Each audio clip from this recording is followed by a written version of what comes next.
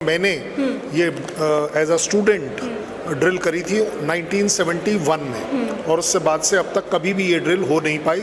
अच्छाई भी है, बुराई भी है। मॉक ड्रिल का मतलब ही यही है कि वो ड्रिल्स जो आपको बचा पाएं, आपकी जान बचा पाएं, आपको आपके पड़ोसियों के साथ, अपने घर के और मेंबर्स के साथ, सोसाइटी के साथ आप एक दूसरे को बचा पाएं एक किसी भी तरह के खतरे से, चाहे वो एयर का खतरा हो, चाहे वो किसी मिसाइल का खतरा हो। चाहे पाकिस्तान ने एक सस्ती लड़ाई, प्रॉक्सी लड़ाई जिसको बोलते हैं, वो करी है और वो है टेररिज्म के पॉइंट ऑफ व्यू से, जो उन्होंने एक इस्लाम के नाम से कर दी, जहां पर शुरुआत में यूथ को वो मिसगाइड भी कर पाए। पीओके हमारा था, है और रहेगा। इस अगर स्लोगन को आगे बढ़ाना है तो उसके अलावा आपके पास कोई चॉइस नहीं है, आपको वो लेना ही चाहिए। और मुझे नहीं लगता कि इससे और अच्छा मौका होगा जहां पूरा देश एक है, इंटरनेशनल कम्युनिटी आपके साथ है और इवन टू ग्रेट एक्सटेंट मैं कहूँगा कि पाकिस्तान आर्मी, पाकिस्तान इकॉनमी एक लड़ाई को सपोर्ट नहीं कर सकती। नमस्कार, आपके साथ मैं हूं ज्योति सिंह, आप देख रहे हैं NBC 24। पहलगाम में आतंकी हमले के बाद अब लग रहा है कि पाकिस्तान और भारत के बीच लगातार तनाव बढ़ता जा रहा है, जिसको लेकर के केंद्र सरकार, भारत सरकार की ओर से अलग अलग कदम उठाए जा रहे हैं।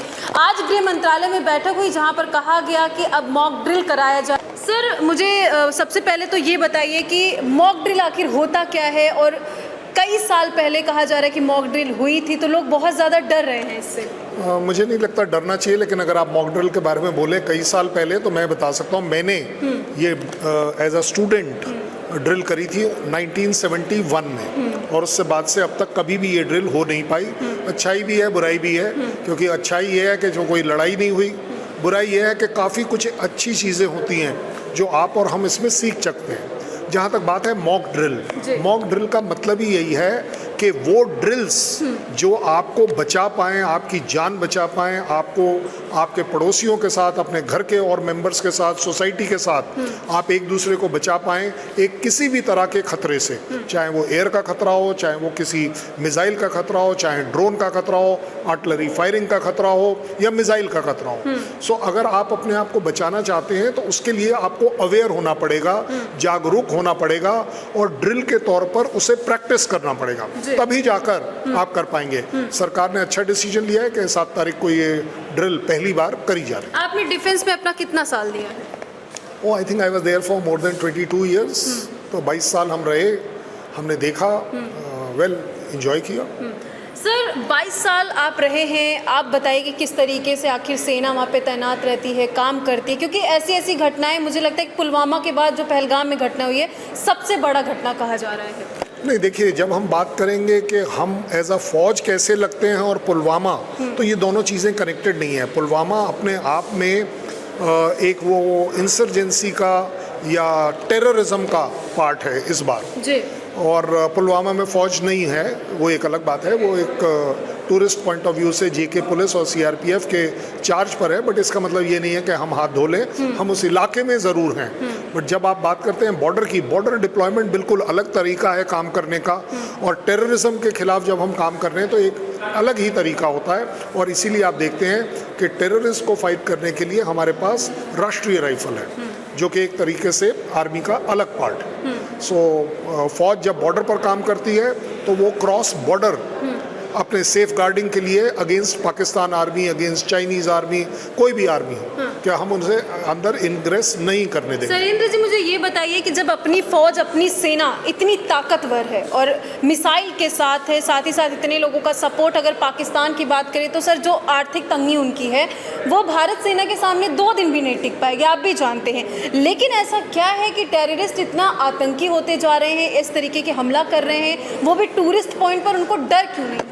नहीं, देखिए, ये बात बड़ी क्लैरिटी से समझना चाहिए कि जब आप टेररिज्म करते हैं वो आपकी एक सस्ती लड़ाई है एक नॉर्मल लड़ाई से। पाकिस्तान जानता है कि इंडिया की जो टॉलरेंट लिमिट है वो बहुत ज़्यादा है। हम अपने तरफ से कभी भी लड़ाई ना डालते हैं, ना डालना चाहते हैं। क्यों? क्योंकि हमारी कोई एम्बिशन नहीं है कि हम उनकी ज़मीन के ऊपर कब्जा कर लें। सो उस पॉइंट ऑफ व्यू से पाकिस्तान ने एक सस्ती लड़ाई, प्रॉक्सी लड़ाई जिसको बोलते हैं, वो करी है, और वो है टेररिज्म के पॉइंट ऑफ व्यू से, जो उन्होंने एक इस्लाम के नाम से कर दी, जहाँ पर शुरुआत में यूथ को वो मिसगाइड भी कर पाए। लेकिन अगर मैं आपकी बात का सही एनालिसिस करूँ तो ये बात हमें माननी पड़ेगी कि स्ट्राइक हो गई, लेकिन आपको वो शायद नहीं दिखता जो हजारों स्ट्राइक नहीं हुई हैं। देखिए दुनिया का ये रूल है, अदरवाइज फिर तो आप बताइए ट्विन टावर के ऊपर अटैक कैसे हो सकता है, इजराइल में भी कैसे हो सकता है। वो एक चूक होना अपने आप में बहुत भारी पड़ता है। कभी नहीं आज तक हुआ था कि किसी टूरिज्म के पॉइंट ऑफ व्यू जगह पर आपके ऊपर अटैक हो, क्योंकि लोकल इसमें बहुत ज़्यादा अगेंस्ट हो जाते हैं। और आप देख भी रहे हैं कश्मीर से कन्याकुमारी तक जी सारा मुसलमान भी एक हो गया। आज पीओके को ले लेना चाहिए, अब नहीं? नहीं, अगर हमें एक परमानेंट सोल्यूशन लेना है तो पीओके तो लेना ही पड़ेगा। दूसरी बात, पीओके हमारा था, है और रहेगा। इस अगर स्लोगन को आगे बढ़ाना है तो उसके अलावा आपके पास कोई चॉइस नहीं है, आपको वो लेना ही चाहिए। और मुझे नहीं लगता कि इससे और अच्छा मौका होगा जहां पूरा देश एक है, इंटरनेशनल कम्युनिटी आपके साथ है, और इवन टू ग्रेट एक्सटेंट मैं कहूँगा कि पाकिस्तान आर्मी, पाकिस्तान इकॉनमी एक लड़ाई को सपोर्ट नहीं कर सकती। गृह मंत्रालय में बैठक हुई, कहा जा रहा है मॉक ड्रिल होगा, 244 स्टेटों में होगा, और कहीं ना कहीं इसको लेकर के सर अब लोगों की निगाहें है कि आखिर मॉक ड्रिल में होता क्या क्या है, शुरू किन चीज़ों से किया जाता है मॉक ड्रिल में? मॉक ड्रिल अगर हम बात करें तो शुरू होता है कि जब कोई पाकिस्तान का जहाज, मिसाइल, ड्रोन किसी भी तरह का बॉर्डर के उस पार से हमारी दिशा में आना शुरू होता है तो आप उसको डिटेक्ट कर लेते हैं। और डिटेक्ट करते ही आप अपने यहाँ सायरन बजाकर उस इलाके को जिधर वो डायरेक्टेड है उसको अलर्ट करते हैं। उस अलर्ट करने की वजह से पब्लिक अपनी अपनी सेफ्टी के लिए सेफ जगहों पर जा सकती है, अपने आप को बचाने के पॉइंट ऑफ व्यू से, जो हमारी सिविल डिफेंस उन्हें सिखाती है, बताती है। उसी के साथ साथ सायरन ख़त्म होने के बाद जब क्लियर का होता है, लोग अपनी नॉर्मल काम कर सकते हैं। ज़्यादा बड़ी बात यह है कि मॉक ड्रिल मुझे लगता है is a life saving drill.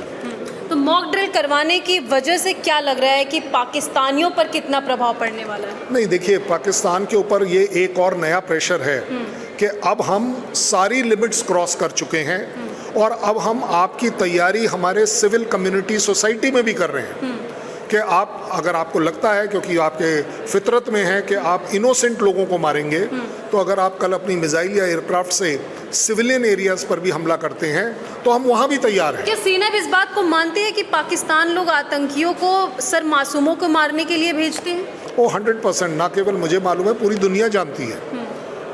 Trump साहब ने भी यही कहा था, मैं कहता हूँ क्लिंटन ने भी यही कहा था जब कारगिल वॉर हुई तो थी। अभी इजराइल हमास जैसा आखिर क्यों नहीं माहौल हो रहा है, क्यों नहीं सर्जिकल स्ट्राइक हो रही है? देखिए, जब आप बात करते हैं इजराइल हमास, वो कंट्री के अलग कैरेक्टर हैं, उनकी पॉपुलेशन उस हिसाब से कम है। एक हमास जैसी ऑर्गेनाइजेशन को ईरान जैसे कंट्रीज़ का सपोर्ट है, हमारे बीच में ऐसा नहीं है। हम अगर टेररिज्म के नाम पर पूरे पाकिस्तान के ऊपर अटैक करेंगे तो शायद ये इंटरनेशनली एक्सेप्ट नहीं होगा। हालांकि हमें मालूम है कि ये पूरी टेररिज्म, हमारा ही नहीं कहना, पाकिस्तान का कहना है कि ये जो सारी दहशतगर्दी है इसके पीछे उनकी ही वर्दी है। ये वहाँ का स्लोगन है, ये हमने नहीं दिया है। सो ज़्यादा बड़ी बात ये है कि इंडिया का जो टॉलरेंस है, इंडिया का जो कैरेक्टर है, वो एग्रेशन का नहीं है, किसी की ज़मीन लेने का नहीं है। जबकि पाकिस्तान का पिछले 40-50 साल से ये चल रहा है कि ब्लीड इंडिया विद 1000 कट्स। क्यों? क्योंकि उनका सिंगल पॉइंट एजेंडा है कि वो हिंदू मुस्लिम पॉइंट ऑफ व्यू से बात करते हैं। उनकी आर्मी पूरी की पूरी सिविल गवर्नमेंट में इन्वॉल्व है, वो टेररिज्म में इन्वॉल्व है। इसलिए हम, क्योंकि वो टेररिस्ट के पॉइंट ऑफ व्यू से अटैक कर रहे हैं, हम एक आर्मी टू आर्मी अपने आप इस अटैक को नहीं करना चाहते। ये हमारा कैरेक्टर है। एक आखिरी सवाल आपसे पूछूंगी कि अगर इस टाइम पर आप सेना पर तैनात होते, आप फौज में होते, तो आप पाकिस्तान के आतंकियों को किस तरीके से जवाब देना चाहते? नहीं, देखिए, आतंकी को अगर जवाब देना है तो आप जवाब दोगे, वो फिर से करेगा, फिर आप जवाब दोगे। अगर मैं होता तो जो अक्रॉस दी बोर्ड जितने लॉन्च पैड हैं, जितने ट्रेनिंग कैंप है, और जैसा प्राइम मिनिस्टर ने अगर अनाउंस कर ही दिया कि हम आकाओ तक जाएंगे, तो वेल ISI हेडक्वार्टर को डिस्ट्रॉय करो, उस आर्मी के GHQ को डिस्ट्रॉय करो, खत्म करो। बात सीधी है। उसके बाद फिर ये मत ढूंढिए कि आवाम को तकलीफ होगी, ये होगा, वो होगा। एक सीधी सीधी बात है, आप जाइए, उनके कैंप्स डिस्ट्रॉय करिए, ट्रेनिंग कैंप डिस्ट्रॉय करिए, और इनके आका ISI और आर्मी हेडक्वार्टर को 100% डिस्ट्रॉय करिए। इसके अलावा आपके पास और कोई तरीका है? सोचने की बिल्कुल भी ज़रूरत है, क्योंकि जो वो लोग कर रहे हैं वो आप सभी देख भी रहे हैं, और हमारे मासूमों की जान चली गई जिस तरीके से। अब मॉक ड्रिल पर और अन्य मुद्दों पर शैलेंद्र सर ने अपनी बातों को साफ तौर पर रखा, वहीं आपका क्या कहना है कमेंट में जाकर के ज़रूर बताइएगा। मैं ज्योति सहयोगी कृपा के साथ दिल्ली। सर बहुत बहुत धन्यवाद हमसे जुड़ने के लिए। बहुत बहुत धन्यवाद। Thank you very much. जय हिंद। जय हिंद।